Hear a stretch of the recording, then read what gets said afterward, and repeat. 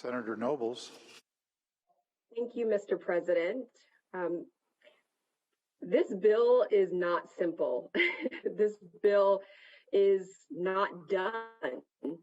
In fact, 5126 must be fixed and it must be strengthened in the House. I've actually spent the last few days listening to social justice, environmental justice, and environmental advocates, and I've learned a few things. This bill is not our only option, and we must continue to listen to and work on other options that will help us to reduce emissions and fight climate change. This includes Washington Strong. I've listened to supporters of this bill and understand that passing 5126 will allow us to pass a transportation package, which would allow us to finally pass a clean fuel standard here in Washington State. From supporters, I have a better understanding of how this bill has the potential to not only be improved, but can help us to reach the goal of reducing emissions by 80%. I've heard from supporters that the cap part of cap and trade is great, but I won't let the hopes of what can happen distract me from also hearing the challenges that exist with 5126.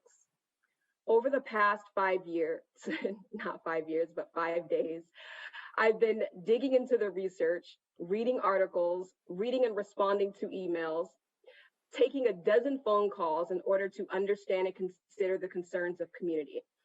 And I do want to make note, Mr. President, that it wasn't the lobbyists who were seeking to influence me. It was community who took the time to educate me. I want to acknowledge that I hear the concerns of community and stakeholder groups such as Sunrise Tacoma and Front and Center. There are great concerns around recent amendments that price carbon too low, that list oil refineries as protected industries. And while I'm pleased to see significant funding is going toward transportation infrastructure, there needs to be a greater acknowledgement of the proximity of communities of color to highways and freeways and how said investments will impact these communities. So the question on the table, Mr. President, is will this bill in fact help frontline communities and those already disproportionately impacted by climate change? And let us not lose sight of this legislation's impact on communities of color and low-income communities.